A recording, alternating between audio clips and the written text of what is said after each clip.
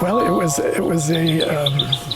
was a gift from Chiron Publications, and they offered the opportunity to pull together my writings in the form of, I call it collective writings rather than collective works. That's right, the collective writings. The collected writings, and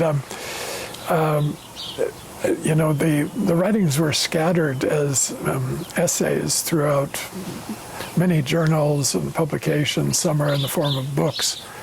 And this was an opportunity for me to go back and kind of collect my history,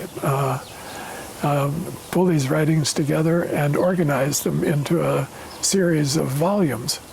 And the first volume that I organized is called Individuation. Mm-hmm. So that is kind of the key to the whole system. Another volume that I organized were the papers on the practice of Jungian psychoanalysis. And these are clinical papers. Another volume that I organized was on Christianity. I wrote a book called The Treatment of Christianity. It was one of my first books. And I've written quite a number of other essays on that. That's my religious tradition, reflections on it, and Jungian reflections on Christianity. I'm right now in the process of putting together papers on psychology and spirituality, which is a more general topic than Christianity or any particular religious tradition. One of the volumes was Myth and Psychology, and these were early papers that I wrote largely under the influence of James Hillman, who was one of my teachers and mentors when I was a student at the Jung Institute.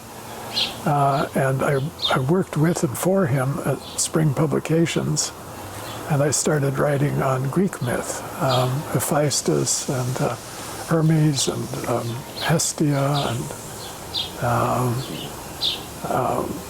a number of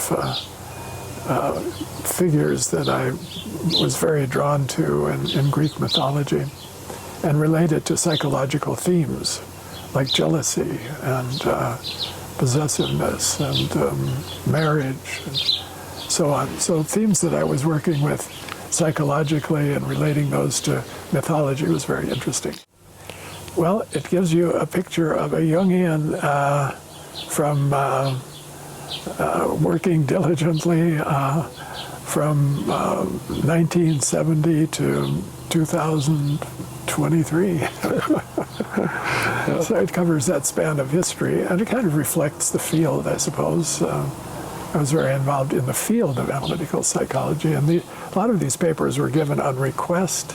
You know, originally as lectures. I was asked to give a lecture about something, then I would write it up as an essay and publish it. So a lot of it's in response to the field and what's happening in the field. So it has some historical significance that way.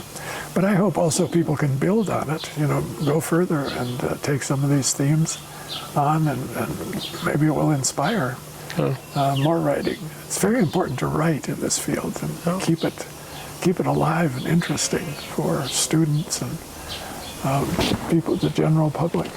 A lot of my papers were written for the general public and not for specialists so much.